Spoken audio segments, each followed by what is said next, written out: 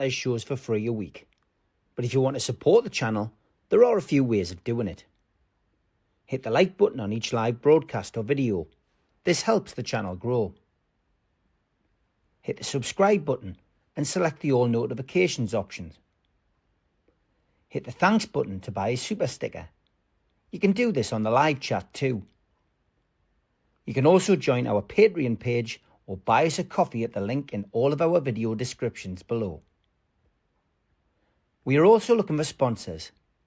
If you want our latest advertising rates and how you can get involved, then email John at nufcmatters1892@gmail.com. Thanks for watching.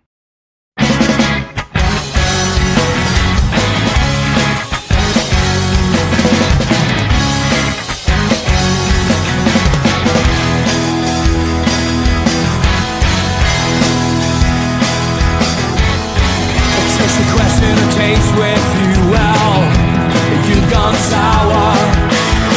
You want the world plus everything, but you won't work an hour.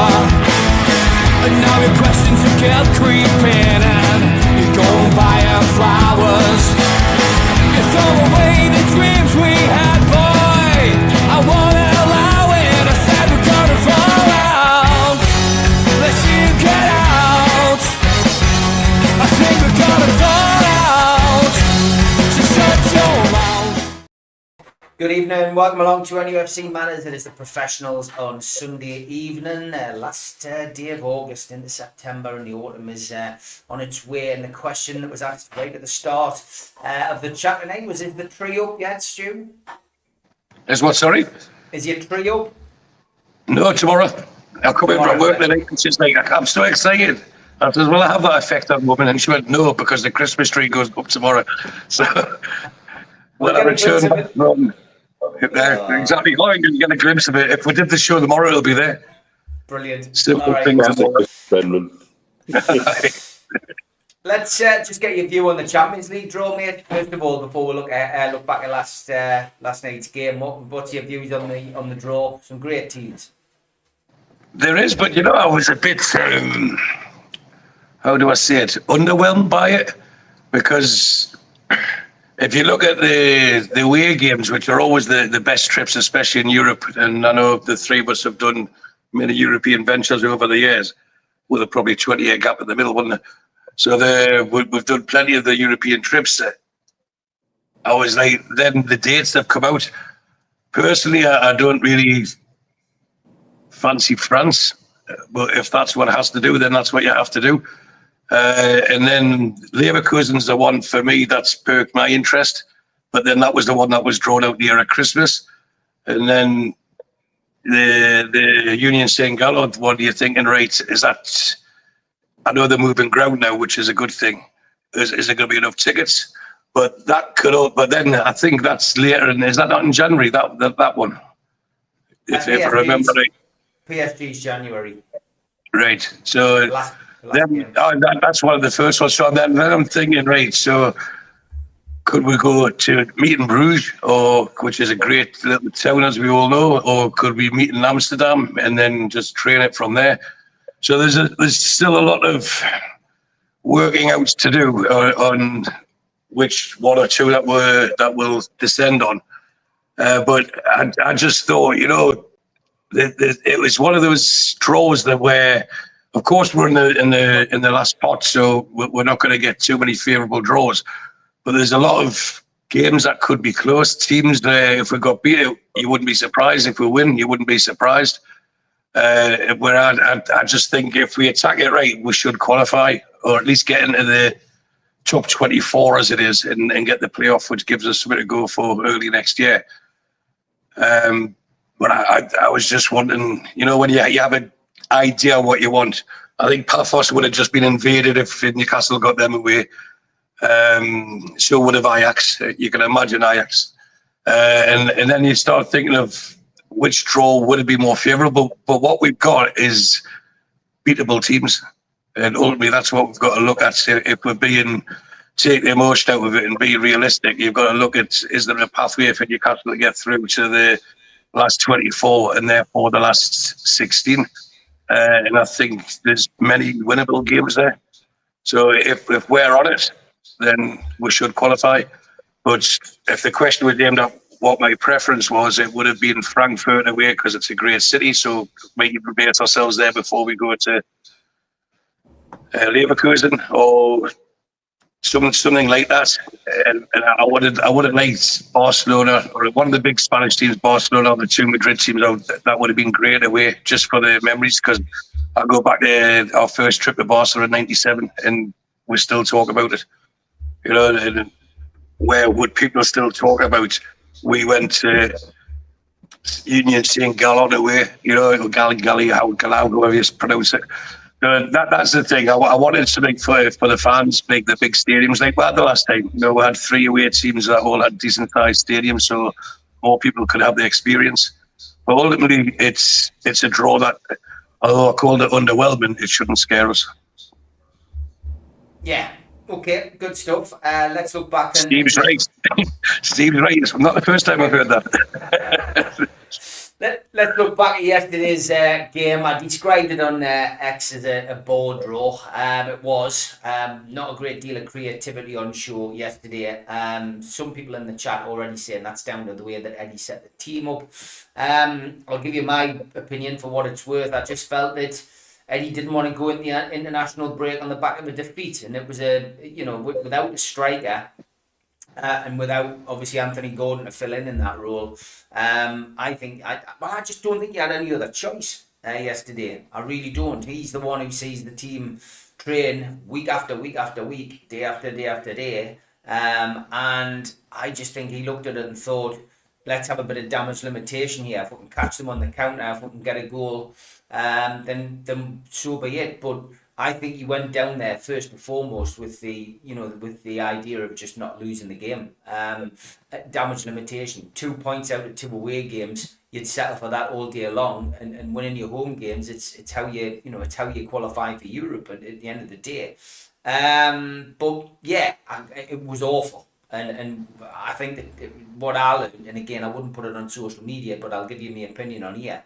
Asula's not good enough at all, and I think we spoke about this in our WhatsApp group. But Steve Hasty made the point, I think, about him not running the channels and just not being intelligent enough to do that, and running round, I think in his words, like a headless chicken. I think Steve's 100% right, and I saw that, time and time again. He's just not got the composure either when he's in front of goal. I mean, I watched that chance back when I got back for Match of the Day, and he should be finishing that, and I just don't think Asula is Premiership class. And it's not the first time I've said it on here. I said he'd make a good Championship player, but in the time that he's been here, I don't think that, I just genuinely don't think he's good enough. I was disappointed in Miley yesterday. I watched him, quite a lot when he came on. Still think he would benefit from going out on loan. When you look at what's ahead of him in that midfield, he's not going to start, and I'm just not 100% convinced. I'd love to be convinced otherwise. I'd love to see him as a Geordie lad, get better and better and better, and be somebody who can come through. I don't think we'll allow him to go because of the situation that we have in the squad. If we sign somebody else in midfield, though, I think he might go, but I wasn't impressed with him. I was impressed with Nick Pope yesterday. I think his kicking is a lot better. I thought his handling was very good yesterday. Dan Burn was excellent again yesterday. He was superb. He literally, he's just a colossus in that back four.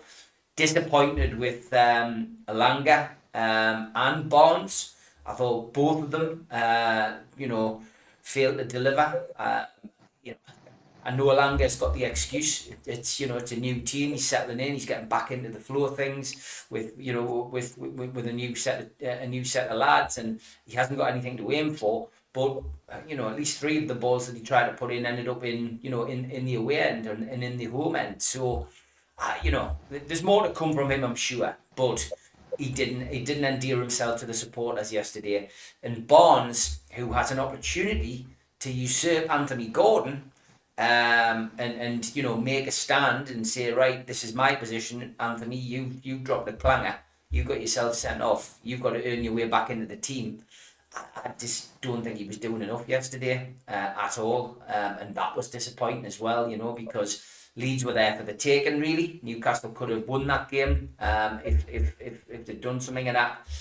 Yeah, I didn't blame Eddie's tactics yesterday. I think Eddie got it right. I think that those changes that came on should have been enough to win us the game.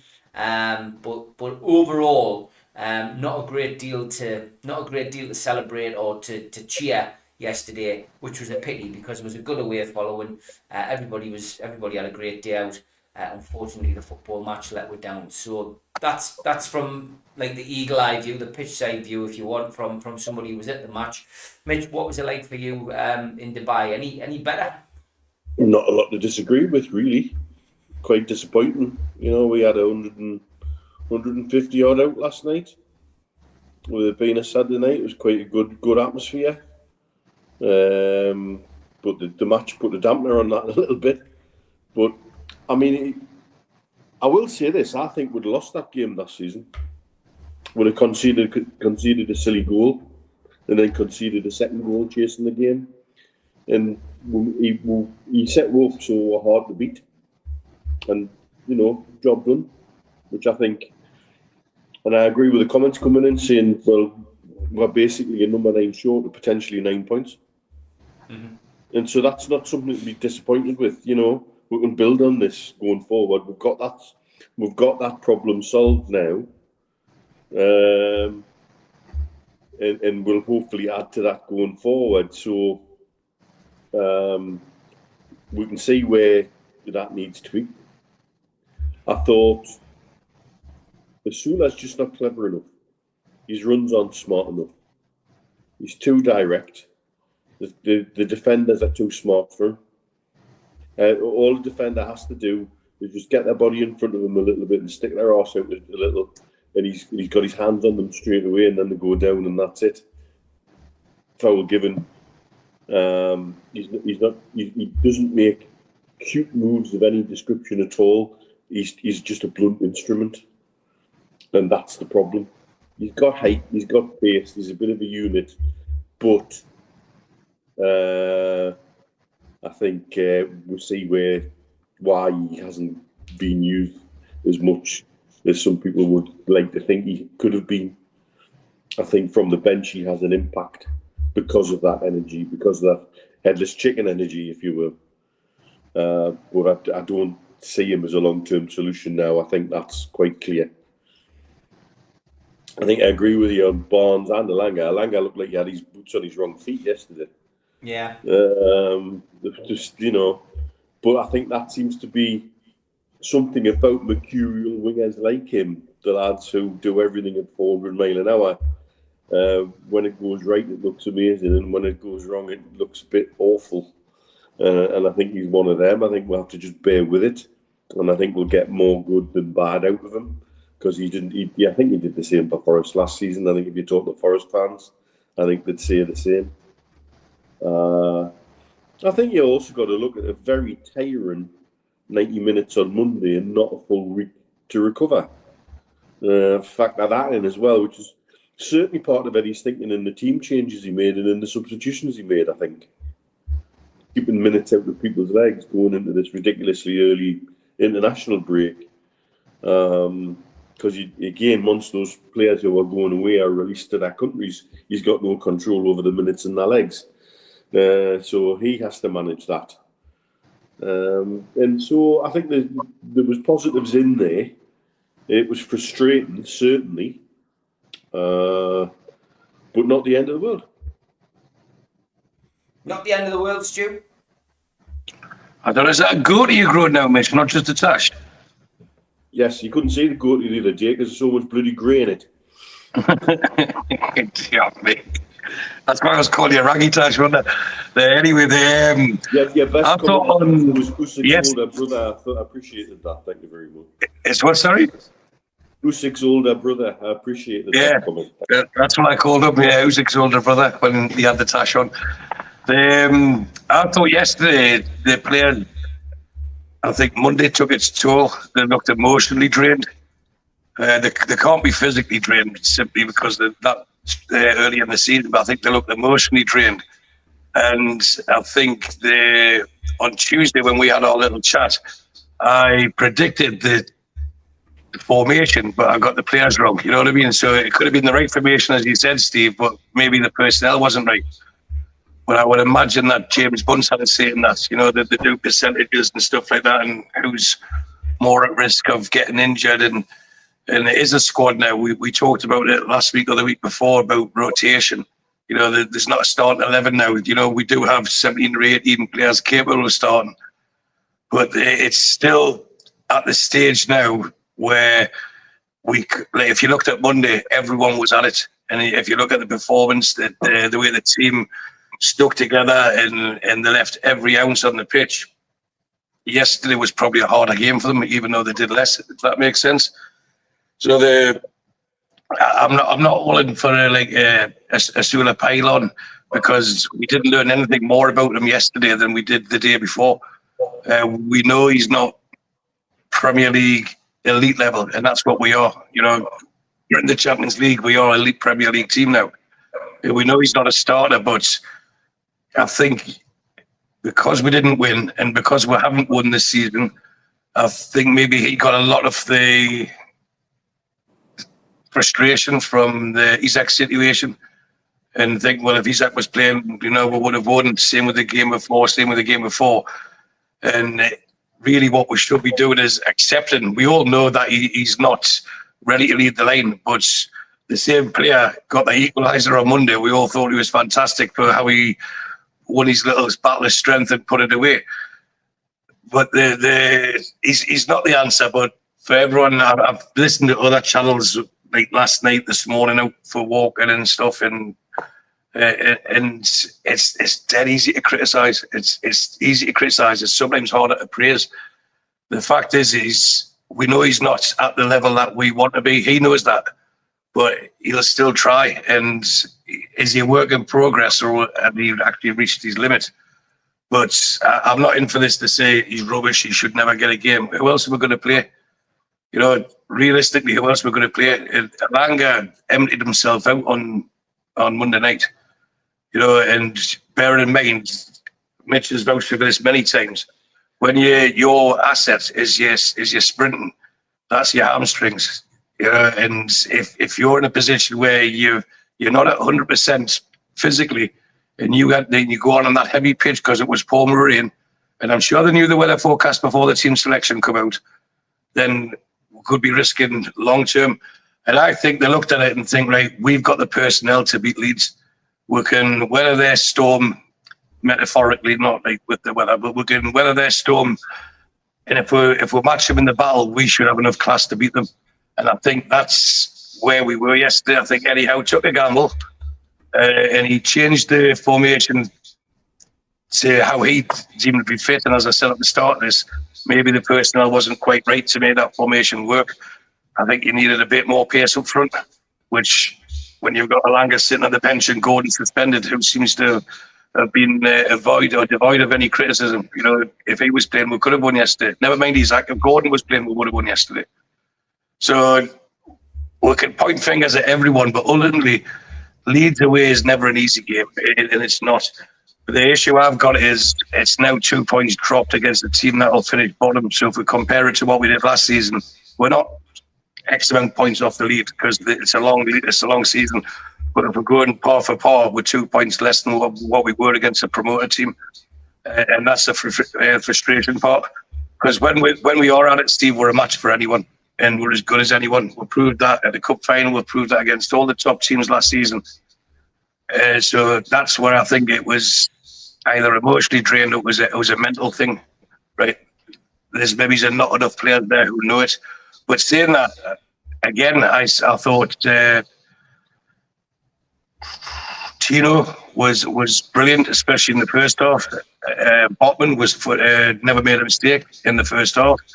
We all cringed when he went down without any challenge. You think, oh no, not again. By the sounds of it, it's not as serious as it first looked. But it wasn't just Asula that didn't have a good game. Our inspiration on Monday, the captain, dare we say it, he had a really bad game. Tonali wasn't at his usual best. If you want to point the fingers at the top players, because these are the ones that carry us through the games. These are the ones that make the difference, and yet they didn't. So we just have to take it on the chin, and we got to draw against Leeds.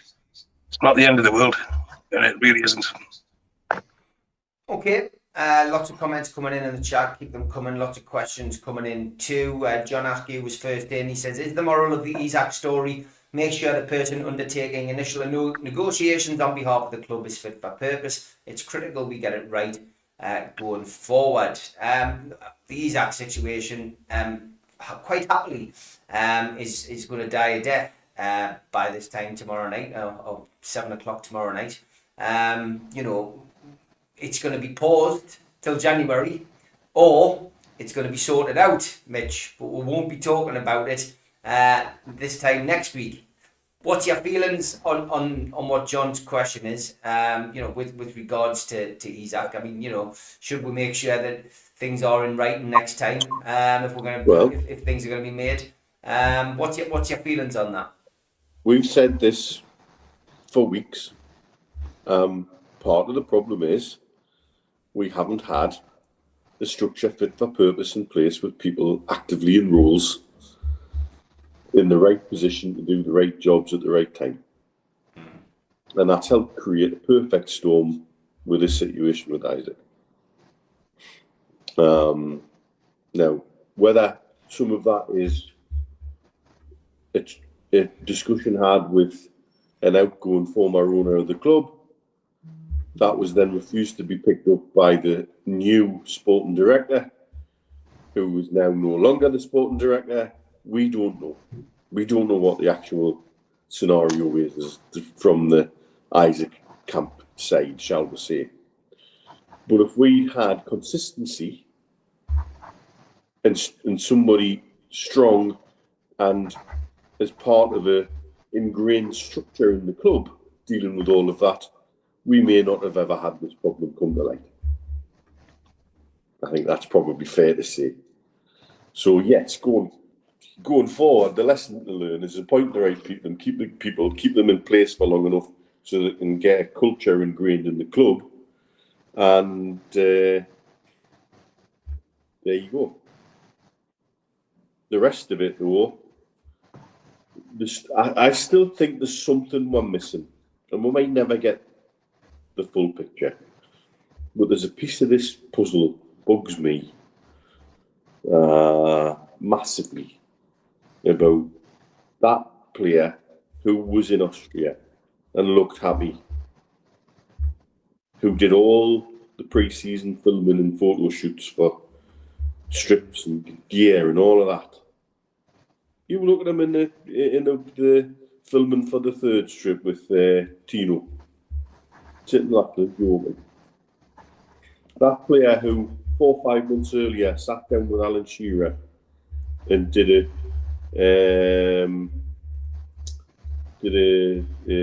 one-to-one interview, and Shearer recently said, "I didn't see this in him." Shearer's been around footballers and been around people in the game all his life, and he didn't see that at all. It hasn't had somebody from the club come to him saying, "Look, behind the scenes, he's a bit of a dick." And he publicly saying, "Didn't see all of that coming." There's something somewhere that just doesn't add up for me, and it bugs the life out of us. I've got some thoughts on it, but no, I would dare say it publicly. But yeah, and with regards to where we go from here, I'm still of the opinion the club will make him sit very firmly on the naughty step. And the bookies this time, I don't understand why they're saying he's favourite to go, because the window's running down. Tik Tok, and we had Fjortoft yesterday saying his deal was done. Yeah. And we had Keys and Gray regurgitating that because he does work for BN. On BN. It's done, is it? Now today, if it's a done deal, where are you? And I think as we get closer to that deadline, it's not going to happen. And I think that we know the chairman's wish is that he is not sold. That's it. So there's your answer. That's as far as, I find it fascinating. But like I say, there's bits in there bug the life out of us. His agent and his agents, the team that so-called looks after him, still hasn't found a new club for Martinez either, has he? No. Well, Man United sniffing. Performed the same kind of thing, and I think go back to that interview that Sky Andrew did on Sky Sports. He's done more for the profession of football agency in that one interview than anybody else ever has. Did you read my tweet bits? Honestly, I thought he was. He was eloquent. He was straight to the point. And very, precise with what he was saying. Mm-hmm. He probably never get invited back on because bloody Dharmesh Seth and Kavya Solikol either side of him squirming away because he wasn't saying what they wanted them to say quite clearly. But I think there we go. I think let's see how it works out. But even if he sits on the naughty step and doesn't go anywhere, do you think the noise will go away? I don't think the noise will go away because Liverpool will not want the noise to go away, and their curated media will continue with whatever they're doing. Yeah, the Isak thing, I'm sick of talking about it, Stu, but we have to, because it is the main story of this transfer window. Sky will have got their wish, that it's dragged on to the final day. It gives them something to talk about because transfer deadline day over the last few years, because Newcastle haven't spent any money, has been pretty boring for us. But it doesn't have the same kind of buzz around it as it probably had since Harry Redknapp finally wound his car window up and drove off into the sunset. So I think this is perfect for Sky. How are you feeling about it? Do you think he's going to go? I mean, bookies are saying 3-1 on that he's leaving. Lots of rumours and stories flying around. But with regard to Liverpool, the only story that that seems to have any legs at the moment is that the bid £35 million for Mark Gahey and Crystal Palace haven't responded. Well, the bookies are rarely wrong, but they're not always right. So make of that what you want. I was going to talk about the Sky Andrews thing, so I had put a couple of tweets out about it. And one of them, if anyone's not watched it, please try and find it. One of the most telling things, just to clarify things, when people are talking about the photo shoot, the strip got released in June or July. June, I think it was. The players were already away on holiday or internationals, and then they'll come back. They didn't do a photo shoot and then the next day put the video out. The photo shoot would have been done at the end of the last season, whilst they're all still playing. But what Sky Andrews, the main part was very good. It was only 2 or 3 minutes as well, but the main part I took from it was the agent, not this particular agent, but agents in general, how they get paid. And they're getting 10% of a certain fee, and it's spread over. Now, Isak's got a 6-year contract, which he's delighted with at the time, because he's on a much bigger commission than what he was when he was at Real Sociedad. No problems. But instead of Newcastle paying lump up on the transfer, can we spread it over 3 years? Yeah. Now, you get to the end of June, and that's his third payment. And I'm not going to be an Isak apologist. I stopped doing that on Monday night for the simple reason is watching those players empty everything on the pitch, and he's sat at home. He must feel guilty, or he should feel guilty. He should feel ashamed. He should feel embarrassed. But he's been ill-advised, but he is his own person, etc. But with the Sky Andrews, for me, if you look at the timelines, the agent's got his money. He's got the last part of his money right. So where's he going to get paid from now? If I sell him again, I'll get another signing-on fee. I'll get another big chunk of money from that. And we all know his particular agent is banned from certain clubs, certain countries even, for the way he does his business. But it's something that's been embarrassing, not just for Isak, but for the club. And for us as fans, we're having to fend people off. I've been jousting with the Scousery Reds for a couple of weeks. I've been quite enjoying it. with all the frustrations at work, and I just drop a little bomb and just wait for them to come flying in from Nairobi or Kuala Lumpur or wherever they want to give their pearls of wisdom from. And because they're always innocent and they never do anything wrong, it's funny watching them contradict themselves, and it's they freeze act and all that. So that's, for me, it's by the by. Getting back to Sky Andrews, the fact that he highlighted the agent, I think he was saying this is what's happening, and it was good watching the other presenter squirm. And the first tweet I put about it was, well, that's the last time Sky will be on Sky. But then I watched it again, and I was like, it really was insightful, and we could have helped ourselves if we had a director of football.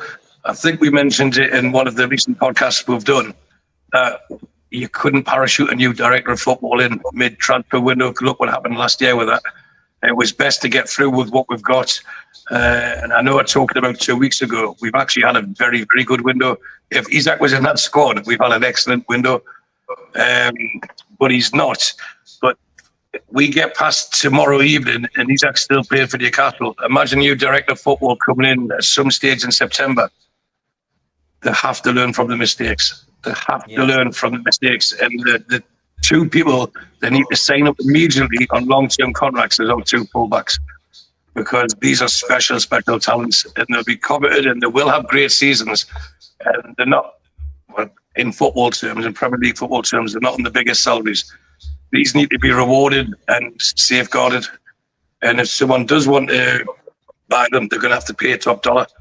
And when you've got people on smaller numbers, it's easier to turn them, but they look part of the squad. They're becoming men in front of our eyes, aren't they? That you can see Tino taking more responsibility.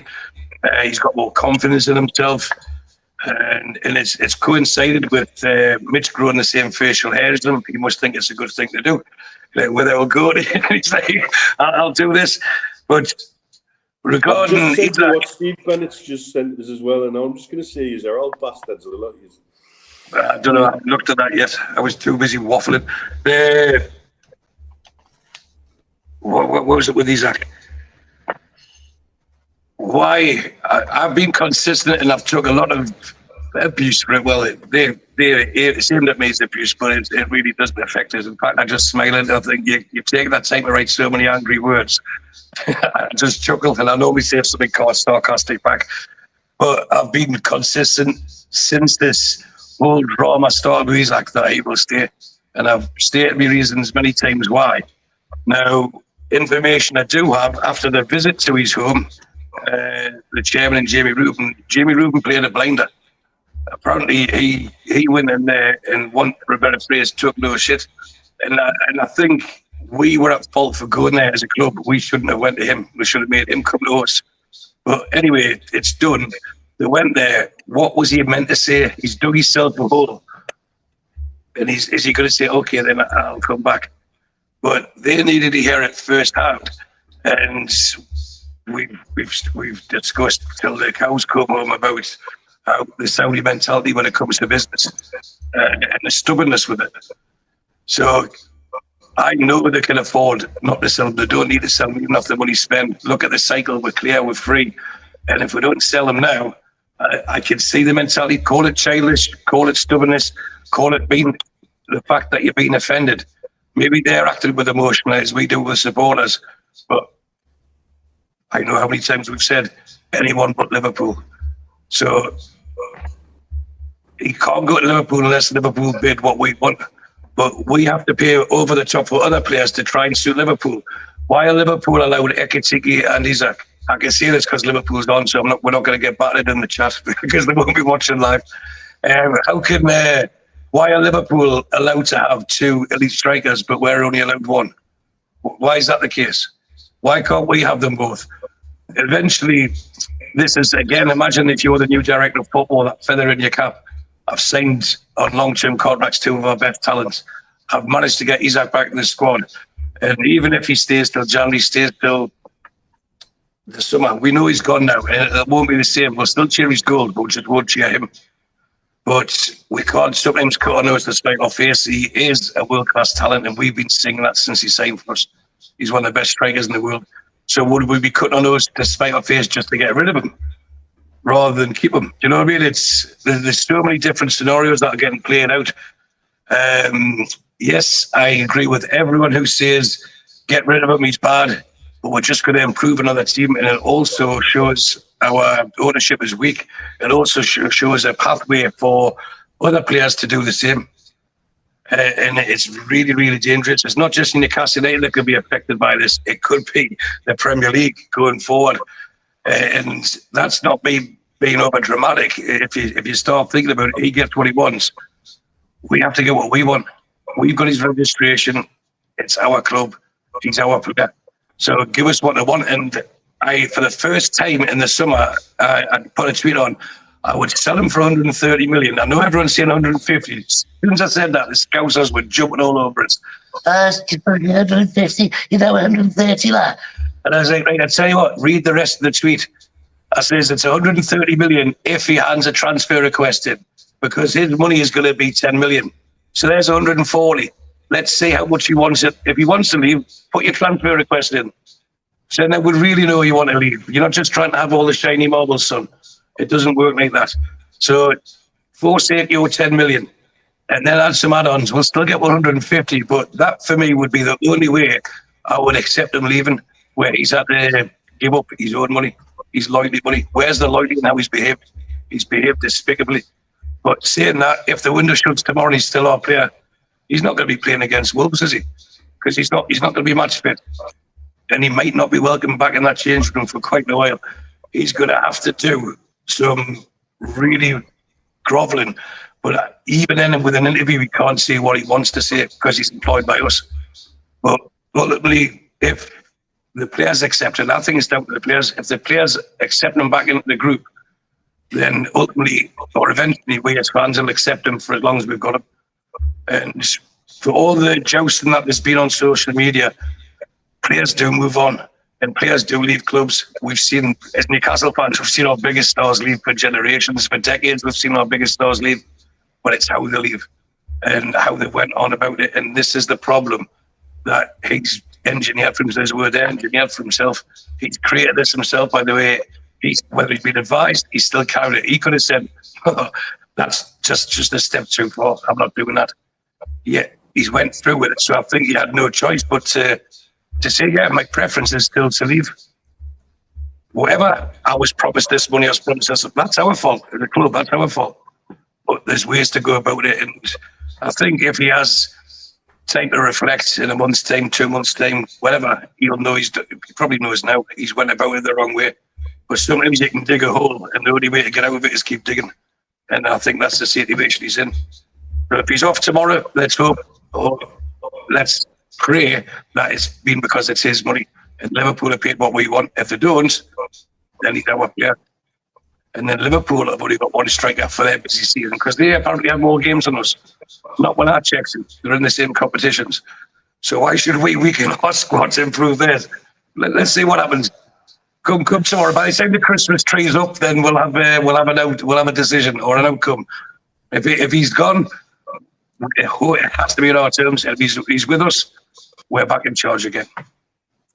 Himanshu, good evening, says what is the rationale, do you think, behind Liverpool and why they waited till the very last minute for Isak? He says also, why the hell would we approach them for anything? Exactly, Mitch, why have they waited so long? Is it because they didn't want the rejection, like putting it up to 111 million, 112 million? Is that the simple reason? I still think we put them in a position where they had to make a bid. When legally, they didn't have the money. And they had to make a bid, and it's a bid that they're still, and the fans in particular are hiding behind. They'll say it's 110 million, it's a British record, it's this, that, and the other, yeah, but still not what he's worth. And you set that bar for value this summer by laying out 120 for Wirtz. If he's 120 and Ekitike is 70, based on last season, Isak is 150. Simple. That's not difficult to work out why we would come to that. So why would we, Why is it Newcastle are the club who've got to accept low ball bids, Yeah. whereas Crystal Palace and Brentford and Wolves all have got players that we've gone for in the last 18 months are being praised for standing their ground to get the most money out of the player that they have under contract? Why are the rules different for us? Or is it just the rules different because it's Liverpool and the high and mighty, self-important and pompous way that they go on? Why have they waited at the last minute? Well, they've caused so much disruption now. They're probably enjoying watching the disruption roll around. The trouble is, the disruptions actually galvanised the squad. And I have to say, after listening to the away end yesterday, reintegration for Isak's a very long pathway. It is. And that might be what the club want. It might be what Eddie want. It may, in reality, be what Isak eventually wants. But that is a long and winding road. It's going to be difficult. But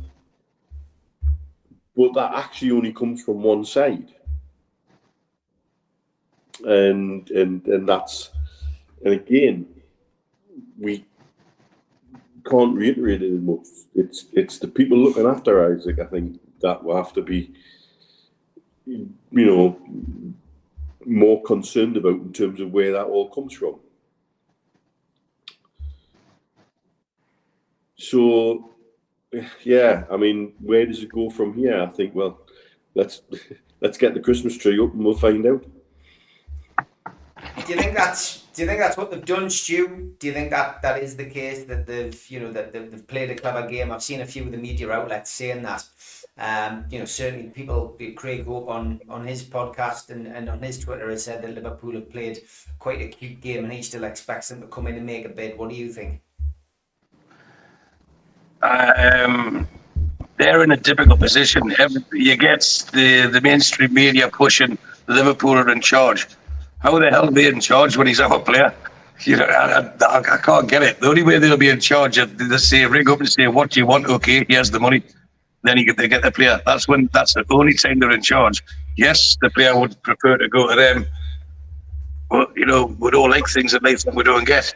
So, ultimately, I don't want to be playing devil's advocate with everything, and yes, you're right, Mitch, when the Christmas tree's up, we'll have an answer. But I still believe we have to show that and I think Steve Hasty just put it on there, we won't get pushed about, and it's more for the long term. Now, when people are saying, if you believe the E-Reds, you'll lose loads of money because you've been 2 years to go. Didn't Declan Rice go for 105 million with 1 year left on his contract? So even if we wait till January, Isak's got 2.5 years. Next summer, he's got 2 years left of his contract. And they're telling us that he's the best striker in the world. That's why he deserves to be playing for Liverpool. Well, if you don't want to pay over 120 million from next summer, 110 what you bid from next summer, Barcelona will find the money from somewhere else. They'll just create a new TV deal from somewhere, or do a new game in America, or sell some fans some 40-year bonds or something. They'll find the money because they'll need a forward. Bayern Munich will need a forward for when Kane's not going to be at the top of the game. And although Kane's still a great player, these are elite clubs. They need the best players in their prime. And if they said, imagine next year Bayern Munich will give you 120 million, would say that. But he's not good at Liverpool. And I honestly believe that's how the chairman sees it, and the board, because of the behaviour, not because of Liverpool fans on Twitter, but it's the entitlement of, well, we all know behind the scenes that they've courted him, for want of a better phrase, and they've got the commitment. Apparently that's the done thing now, but they've got the commitment of the player because we didn't offer what we said we were going to offer him, and he was in the sulk, and they said, right, we'll double your wages, treble your wages. Yeah, I'm interested. But they could hang him out to dry if they don't bid again for him. And I don't think they will bid for him if we don't give indication. What we're meant to say, hi, can you please come and buy our player? What sort of business does that? You know what I mean? It doesn't make sense what they're asking for. It's all about saving face. But ultimately, if they don't sign Isak or another forward tomorrow, they've got one forward going into this big campaign. We've got one. We've also got a Sura, and we've got one that's going to have to eventually come back and start playing football. And as I've mentioned previously, start hitting them where it hurts. Start finding them now. If he's still our player after the window, tell him he's playing against Wolves. He's in the squad for Wolves. If he says you're not ready, sorry, you've neglected your duties. It's a dereliction of duty. Here's a 2-week fine. Collect that. Get yourself fit, and you're going to get picked for the next game, or you're going to get picked in the next squad. And ultimately, my favourite phrase currently is the tail doesn't wag the dog. We have to show that we're in charge. And if he goes, it's on our terms and our terms only. Not to satisfy mainstream media, not to satisfy Liverpool fans, not to satisfy Liverpool Football Club. We're not their feeder club. And if there was no PSR, we would be taking their best players. And our best players would stay because they'd all be on stupid money because we have the wealth to do it. So unfortunately, I think it's been played out this way because we've rattled so many cages over the last few years. Even with the constraints, as a club, what we've managed to achieve, it's got them all running for the hills. It's not just about Isak, it's a bigger picture than that. So that's what I'm going to do. Mitch falls asleep every time I speak, man. It's not because we've got drink in my hand. So I've answered the question. I'll finish now and I'll stop drinking. He likes to listen to him before he goes to sleep. That's what happens. We'll have a quick break so we can pull ourselves together and top our glasses up. A big thanks to all our sponsors, Skips and Bins. You can find them at their website, skipsandbins.com. Contact them at www.skipsandbins.com/contact. Say hello to low-cost waste disposal with pay-as-you-go and contract waste management. A big thanks to Mr. Vicky's Sauces, handmade in Cumbria. You can find them at their website, mrvickys.co.uk, email info@mrvickys.co.uk, or telephone 01768 210 102. Thanks to our fanzine sponsor, United Group Travel. There are no strangers on our tours, just friends you haven't met yet. 2-crew driver and courier, local family company, 3-star plus quality hotels and no interchanges. Hot and cold snacks and drinks available on the coach. All excursions included. Their website, unitedgrouptravel.com, email beverly.ugtl@gmail.com, telephone 01670 632 460 or 0791 666 4174. Just £30 per person deposit. Thanks to Media Arts for all the help with the technical side of things. And if you like listening to us as a podcast, you can go to Sports Social Podcast Network or to iTunes, Spotify, or other podcast providers. If you want to support the show, then hit the subscribe button. It's free. We do 7 shows a week. Hit the little thumb up under the video, which is the like button, or click share to share to your social media. You can also join the channel on YouTube by hitting the join button for as little as $1.99 a month. If you want to become an NUFC Matters member, you can go to nufcmatterspodcast.co.uk. It's a £25 one-off fee. You get your pen, you get your badge, a key ring, you get your beer mat and your fridge magnet and your membership card, nufcmatterspodcast.co.uk for that. And we have an event early next year, 13th of February 2026, an evening with Beardsley, Waddle and Gascoigne takes place at the Tyne Theatre and Opera House.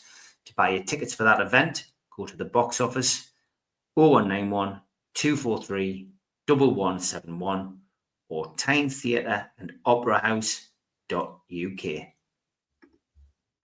And you'll be sick of us going on about it, but please subscribe to the fanzine. We only need 18 more subscriptions to hit 100. That would be a lovely figure to hit. £25 for 4 issues. All proceeds going to Age UK North Tyneside. And it is a beautifully written fanzine and a beautifully designed and produced fanzine. Well worth £25 of your money going to a well worthwhile cause. So I will keep sticking the link in the chat for the remaining 45 minutes of the show. I will probably promote it tomorrow on the fans forum, and then I will leave it at that. Whatever we get, we get. But 18 issues away from hitting 100, which is fantastic. 82 of you have subscribed, so thank you very much for your hard-earned cash and for supporting a good cause. Okay, let's get back to Newcastle United, and I make no apologies for talking about Johan Whissa today, because he did make an impassioned plea, an impassioned statement. I'm not going to read it because it would finish the show off. But those of you will have seen it. I'm sure will have got the message. And I was hit with a bombardment of abuse from Scousers for daring to suggest that it was that it was quite a humble thing to do, and it was quite a fair way of putting his opinion across. When in fact he has got written proof that he was made promises. It's not just a promise. It's not in thin air. Like Isak's. This is actually written down, and he's actually been given permission to approach other clubs. So he's approached other clubs, he's got an offer, and now he's not allowed to move. So, Mitch, that was, it was a bit of a bombshell statement this morning, wasn't it, from him? It was a last attempt, I think, by him to try and get the move he wants. Yeah, still not overly impressed with the entire situation, to be honest with you. Mm-hmm.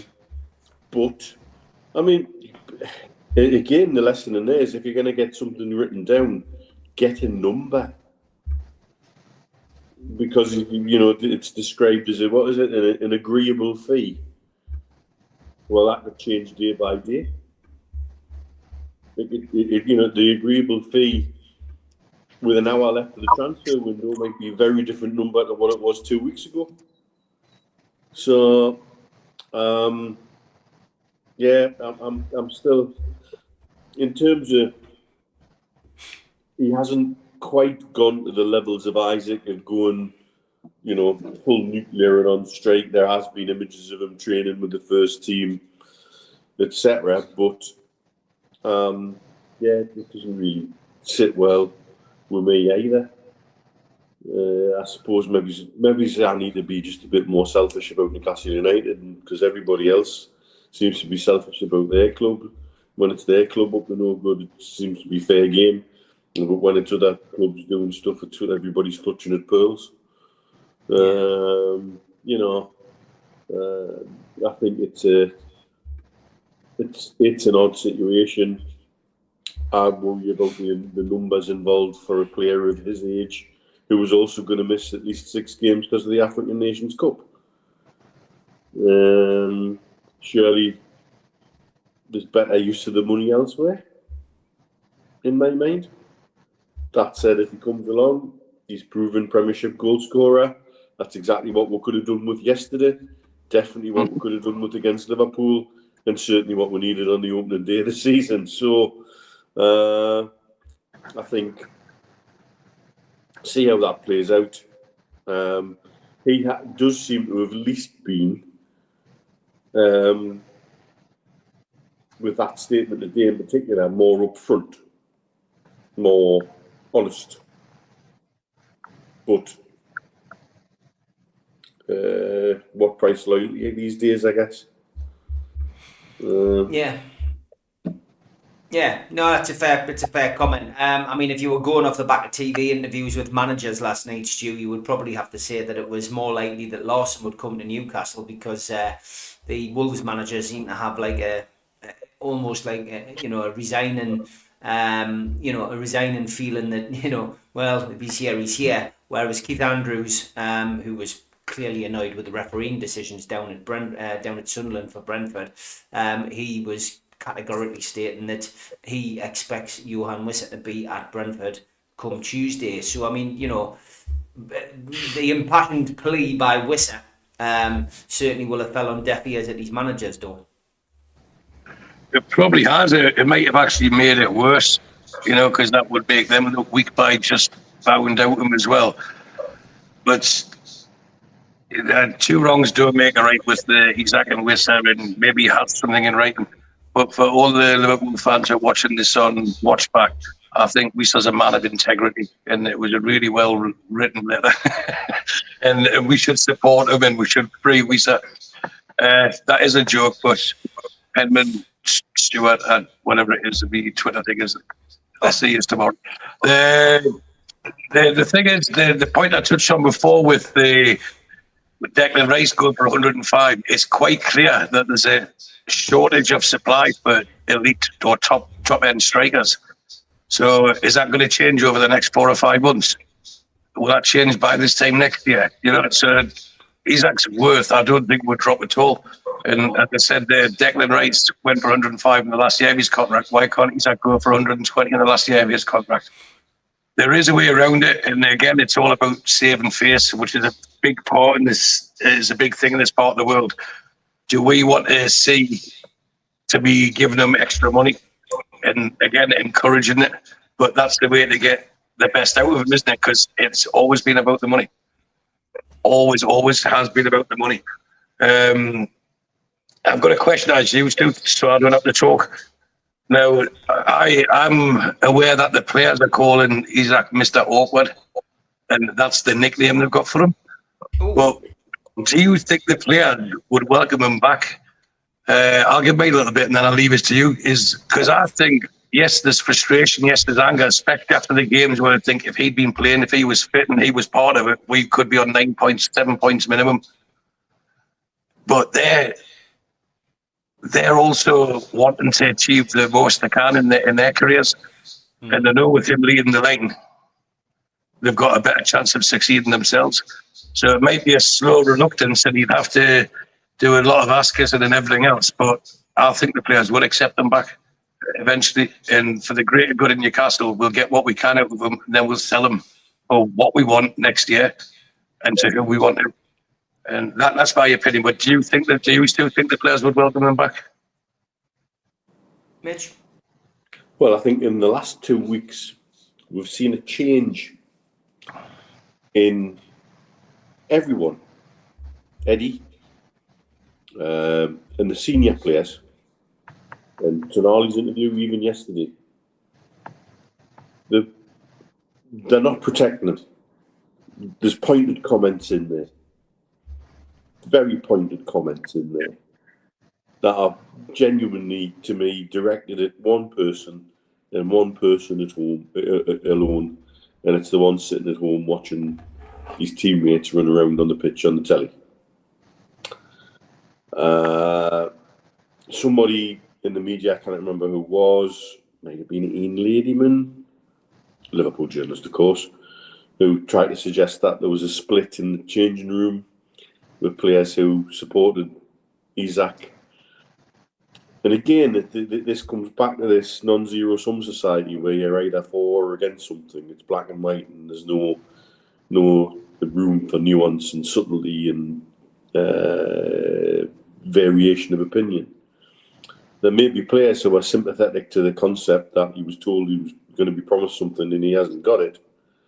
But those same players could equally be pissed off that he's not on the pitch with them scoring goals and he's on strike. That I think is the first rocky road that he has to pass on his way back to integration is his teammates. Personally, I'd leave him 10 minutes in a changing room with Bruno and Joelinton and Big Dan and see what comes out. And then, but only then, when his teammates are saying, yeah, we're happy to have him back in the fold, do we even then dare to think about how we'll get the fans on board? Because that champion yesterday at Leeds just said to me, when the away fans turn like that, oh boy, is it anybody at Newcastle United, be that owner or a chairman, board member, manager or player, when those guys turn on you, you're in deep shit.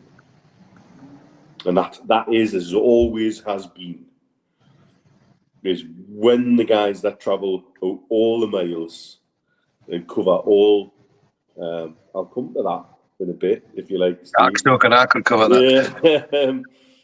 Yeah. When the away fans turn on you like that, that's usually, if it's a manager, you've got 2 weeks and then you're sacked. Correct? Yeah. That's what history tells me. Yes. My opinion, going yesterday and being part of that away crowd and listening to the venom that was displayed towards Alexander Isak, because it was venomous. It wasn't just a run-of-the-mill song. I mean, the word cunt is a nasty word anyway. But for that word to be used against somebody who a few months ago we were celebrating scoring the winning goal in a cup final is quite damning. And it was interesting that when the whistle had gone and the players were coming over to get their applause from the away end, that fans decided to sing the song again about Alexander Isak, and that gave us the opportunity to look into the faces of the players and the management, and there was a air of depression, I would say, around those players. I videoed it. I'll stick it on the channel. I very rarely get my phone out when I'm at the match, but I was looking at the lads and I thought I am gonna video that for posterity and maybe stick it on the channel, because they look depressed. Now, I know they've just come off the back of a hard game. They've drawn 0-0 against Leeds United, where with Alexander Isak they probably would have won the game. I just saw a few of the players hurting, and I saw Eddie hurting again. And I think you're right, Mitch. You're right to pick up on the comments made by Eddie. We've seen a change in people. I've seen a couple of comments in the chat tonight where people have said, well, Eddie said he wants him to stay, but he's not going to come out and say, oh, I want Isak to go, is he? He just plays with a straight bat, Eddie, and he says what you want him to say. But what Eddie's very good at is telling you exactly what he is feeling, but in a roundabout way, and I think he's done it brilliantly this year. But I getting back to your original question, Stu, is there a way back? I think there will be. I think there might have to be, although if Ekatike is badly injured, Liverpool will be coming in with a bid quite quickly. Imagine saying no to that. I know, but I think there is a way back. I think we've seen it before at other clubs. Newcastle's no different in the sense that this can happen anywhere nowadays, because contracts on with paper they're written on. I think there is a way back, and I think that comes down to the players who are part of that players committee. And I think the likes of Kieran Trippier, Dan Burn, Nick Pope will all be the ones who will be the voice of reason in that dressing room. And we know that Alexander Isak will be closer to some players than he will be to others. I'm sure he's very close to Anthony Elanga. I'm sure he's very close to Emil Kraft. I'm sure he's very close to Joe Willock and Asula. So, there are, whether we like it or not, always going to be other little cliques in the dressing room. My hope is that if there is a transfer window where Alexander Isak doesn't leave this time round, that there is integration, because a £150 million striker is no good to us sitting on the bench doing nothing when we're in the Champions League. So for me, I didn't sing the song yesterday. I deliberately didn't sing it. And in fact, I turned to my mates and says he could be playing in the next game that we see Newcastle play. And football fans are fickle. Those same fans who were there yesterday who gave an opinion, and I'm not saying it was the wrong opinion at all, not by a country mile. I think what Alexander Isak's done has been an absolute disgrace. But if he gets reintegrated and scores a goal in the Carabao Cup against Bradford, or in the Champions League game against Barcelona, or in the league game against Wolves, football fans are fickle, and ultimately he'll be back, and it'll never be forgotten. And when January comes round, we'll all be looking, thinking, well, is he going to go again? But it's a long-winded answer to your question, but good question, Stu. Mitch, you were going to say something else, were you? Yeah, I'm sorry, Mitch. I was just going to say now that come on, Ekatike's got injured. I think it's more important that we stand firm, we hold firm. I say we're not there to be feeder clubs to other clubs now. We are Newcastle United. We are on the up, and this is our chance to prove it. Yes. We bow to no one, and this is where we say sorry. And now they'll say we'll give you 130, we'll give you 104, whatever figure they come up with. Nah, you're all right. Yeah. That's really good. It's okay. It's fine, thanks a lot. But the main thing, the reason I asked that question is because I genuinely believe we all work with people that we don't like, that we don't even respect, but we appreciate their worth or their ability to help the greater good of whichever company you're in, I suppose. Trust me, like working over here, being the white man or the red man or brown man, which depends how many votes I win for. I live on a daily basis as being the outcast, but I'm respected for my work. I'm respected for my efforts, and I think that's the way Isak will get back in, is by knuckling down, being remorseful, and as I said just before that, I don't think he'll ever have. Well, I know he'll never have the adulation he used to have. But when he scores a goal, we're not going to go, oh no, it's Isak, we won't cheer. We'll cheer every goal. You know what I mean? We'll cheer every goal, but we won't sing his name. He won't ever be hero worship like he was. And I think I touched on it in the previous episode. That picture when he was standing on the hoardings at the cup final, that could have been iconic for life. For generations, that would have been an iconic picture because that was our first in 70 years. Now people look at that and, of course, we've got the happy memories of it, but it's what he's done, so he has to start fixing that. And the only way we're bothered is if he puts the ball in the goal, because with football supporters, we all seem to win. And now there's no emotional attachment to him. So yeah, he plays for us, and it hurt because he's so good, and that's the reason. And sorry, go on. So Bosley with a screamer there, great free kick. You'll have seen it in the chat, but wonderful free kick to make the score. Liverpool 1, Arsenal 0, 83 minutes gone. So I'm just about to finish there, Steve. If any Liverpool fan really wants to have a go at this, because I'm not speaking up on behalf of Liverpool, my Twitter handle is @JoryDentist.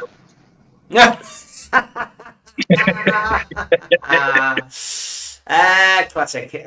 Denise says, would you prefer Whissa or Strand Larsen? Which one would you prefer, Mitch? Strand Larsen. Okay, and Stu? Whissa. I prefer Whissa. I've got to be honest. And I know the reason that Mitch has gone by Strand Larsen. I think Whissa would suit us better short term. No sell-on value, of course, but I think it would have suited us better. And I would have gone for Vardy. He's off to Italy now, by the looks of it, on a freebie. I would have gone for Vardy as a third option on a pay-as-you-play contract. Good luck to Vardy. I still think he can do a job, and I think he would have been great for us as a 20-minute sub. But that's not the way this club works. I think we do go for younger players. I'd like Whissa. I think we'll get Larsen, is what I'm going to say. I think we'll end up with Larsen tomorrow. I think that's the way it's all heading after listening to those interviews yesterday. Nathan asks, do you go to McGettigans? Not very often. There's about 5 of them. He goes to them all. All right. There's about 5 of them dotted around.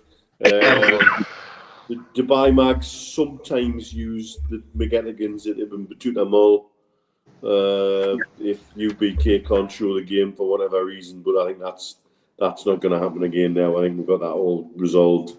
McGettigans and JLT is the current home of the Scousers, actually. Yeah. All right, okay. Alan McKenzie. One of the Pounders a good bunch, doesn't it? Aye. Not that I remember. Alan McKenzie comes in with a different question. Can you see any changes since the set-piece coach came in, lads? Not yesterday. We could have had the best centre forward in the world yesterday. He wouldn't have got a touch anyway. But imagine we did get Strand Larsen, and then we've got our new German, I nearly said something I should, German forward, and then we've got Botman and Byrne, and who else? Chow.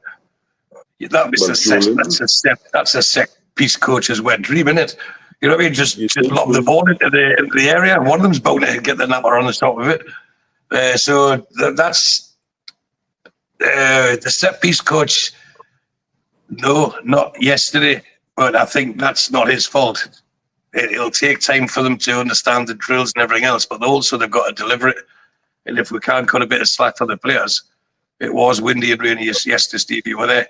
You said it played havoc with your hairstyle and everything, so you can understand if you're on the pitch and you've got that water whacking on you, sometimes the ball does get heavier. Not like it used to in our day, but the ball will still get heavier. It's not the same doing it, but I think during the course of the season, I think the step piece coach will make a difference for us. Yeah, it was a pig's bladder when Stu played. Mitch, Yeah, it was. set pieces. I think I have seen a difference. We're just not executing. Yeah, that's what I was trying to say. I think you can see set pieces last season were actually, ironically, apart from at the cup final where we got it all right, the rest of the season we were kind of all over the place with set pieces, and they looked very samey. Every corner was similar, and every free kick was similar. What I am seeing in these first 3 games is they're obviously trying to do something different in terms of lineups and starting positions for people running in, and they're trying to mix things up. It's just the delivery's been appalling, and so I think when it clicks, we'll have a game where we'll score bloody 3 headers from corners or something stupid like that, But it does look like we're building a squad that is full of units. There does seem to be a desire to sign, big players who will give impact at set pieces. So I think it will come. Wirtz is now limping off. I love that. So his fees up to 200 million, said Kenny Morland. Yeah, they're dropping like flies at Liverpool at the moment. Okay, Lee Jones, but he keeps taking us back to the transfer window, and it's no surprise because it closes tomorrow. With over a day left in the window, what do you lads think will happen, and what would you like to happen? Well, I'll say that I think Newcastle will still sign 1 more player. I don't think it'll be 2, but I do think we'll have 1 more in, and I would not be surprised if we have 1 more out. So let's go with Larkin in. And for an outgoing, I don't think it'll be a key player, but I do think we'll probably see somebody go out on loan. That's my feeling. That's my gut instinct. Mitch? I think 2 in, 1 striker and 1 out of the blue. I think we'll see Isak sat very firmly on the naughty step once the window closes. And I think in terms of outs, it wouldn't surprise us to see another permanent out and a number of loans from the younger players. I think we're going to find the last 24 hours we're quite busy. You? Well, if I'm being pushed on it, which obviously that's what we're doing here, I think we'll get a midfielder in on loan. And if we are going to get a forward, we'll say we'll get Whissa. If we are getting a forward, it'll be Whissa. Because I don't get this 1 year, his contract is 45. He should be less than 45 million. If he had 3 years left, we'd pay 45 million, wouldn't we? I think we would. So you still get the same player. And then it's our job then to put him on a longer contract, put him on a 5-year contract, use him for 2 or 3 years, then sell to Saudi for what we paid for him. We have people, or we should have people who've got brains enough to do that. But that's also up for debate. But imagine it's as we are. There'll be no Isak out, there'll be no Whissa in, there'll be no Strand Larson in, and then we go in with who we've got. Well, we've got our new German striker, and then he said what I was going to say before, our new German striker with Gordon will be the number 3, and Isak will be the number 2, and then his ego will make him push to be number 1. And we as a team, we as a fan base, we as a club will only ever gain from Isak trying to get back to the, I know it's not a number 9 show, but old-fashioned, the number 9 role, where you've got this new guy coming in who's going to have all the love and support off his teammates, off the club, off the fans. That's going to make us better. So I think at the moment we don't need to sign the player, but if we do, I think we went that far down the line with Whissa. I think we owe him to try again for him and put a genuine bid in.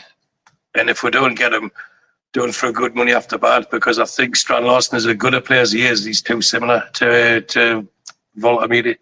They're too similar, and we need something to mix it up. And I think we might get possibly or we'll at least inquire or try to get a midfielder in, but I think that would be on loan, maybe with an option.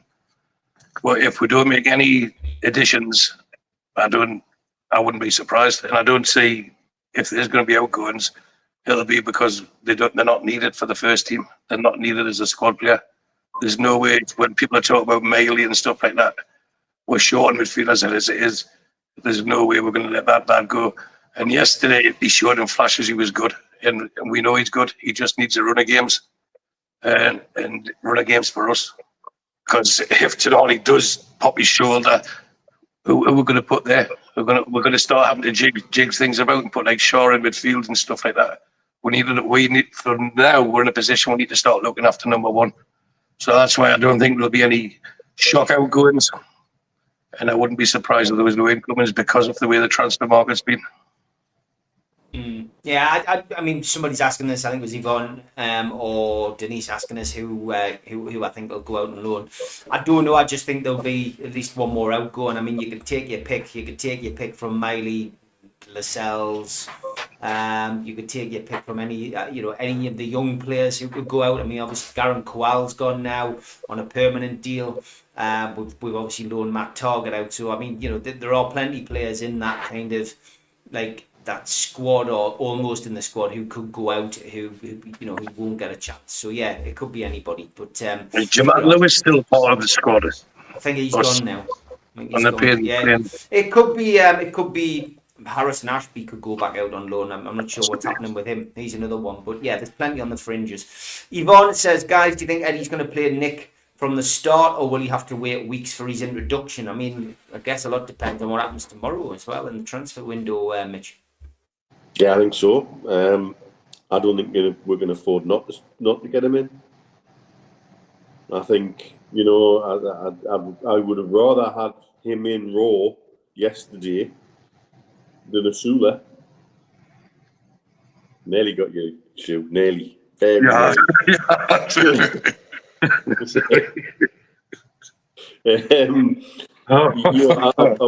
would have rather have, because I would presume, well, A, he's more of a handful just from what I've seen of him than Asula probably ever will be. But B, it was crying out for just a proper focal point of the attack.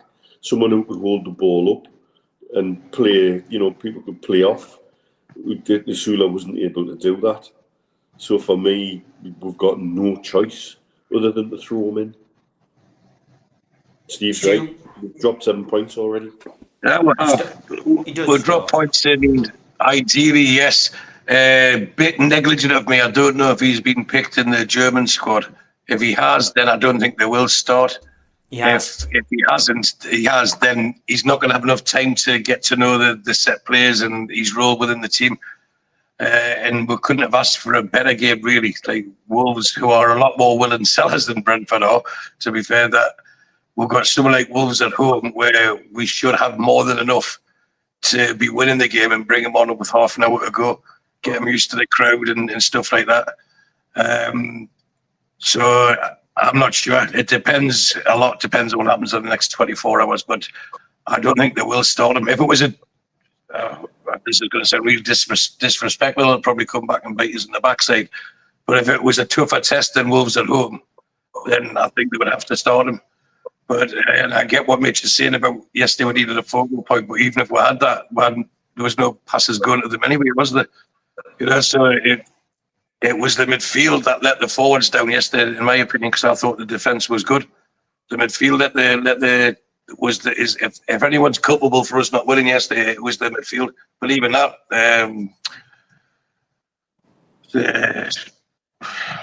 I thought I've just had mind blank there. The lad from Aston Villa that we got in, Ramsey. Yeah, I thought he looked good.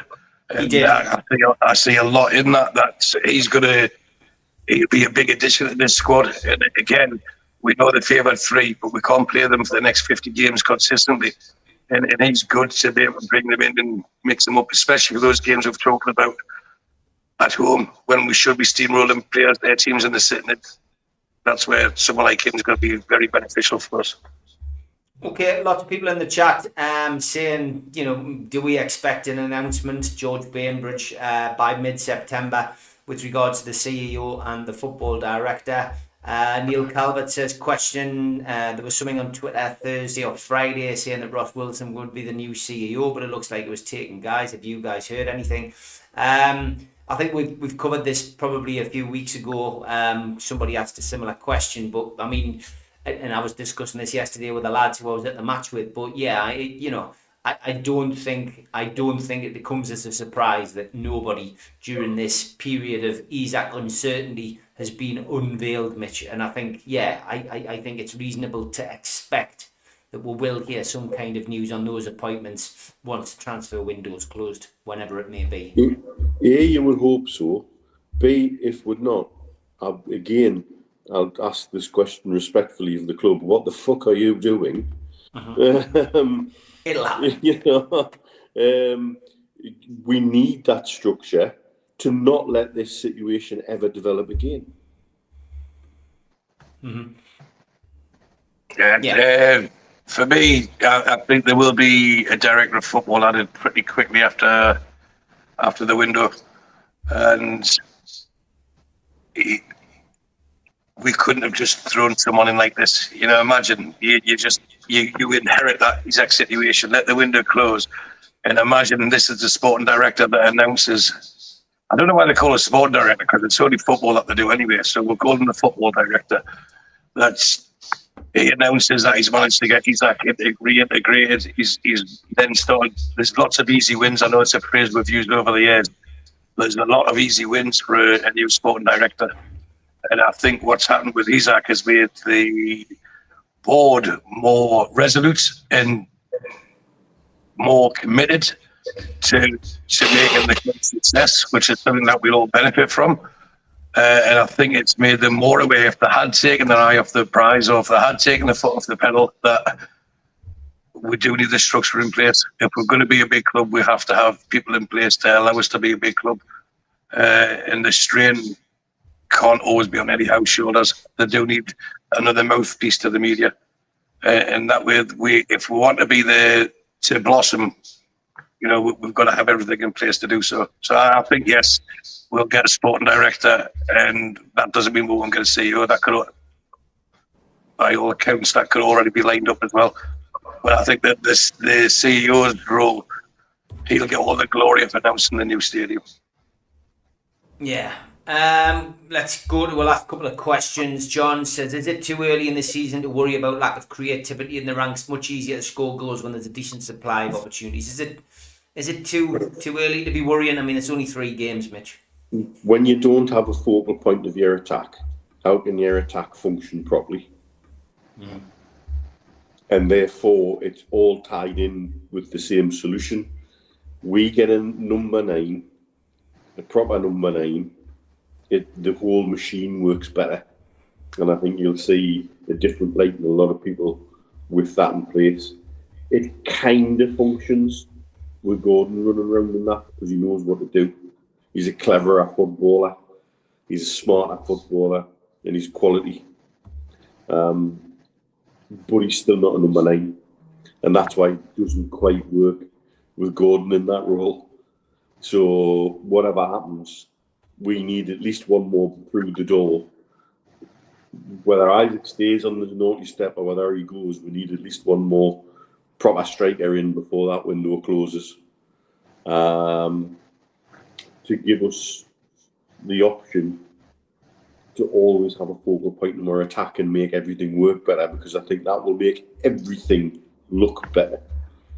You could tell yesterday, I tell you where I thought a goal for us was going to come from yesterday, and you saw it a couple of times in the first half, was Ramsey dropping away from the front line, and none of their defenders would follow him. And he was in a gap between the defenders in the midfield. He was able to pick the ball up, and he had time to turn and run. He did it a couple of times, and I think Murphy did it once as well. And I thought, right, there's something they're exploiting there at that point. And I don't know whether Leeds were able to move tactically and they worked it out, or whether Ramsey ran out of steam, and that's why he got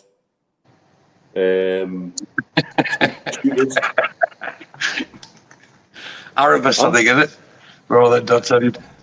D'Artagnan was from the Four Musketeers or the Three Musketeers. Yeah, that's why I said Aramis was the other one that had the goatee. Aramis was the one with the goatee. Oh, was he like the Cardinal or something? Yeah, you know, the Cardinal was the one that struck them. The Aramis was the one with the goatee. He was like the leader of the Three Musketeers, and D'Artagnan was the younger. Okay. D'Artagnan. I'm thinking of the cartoon.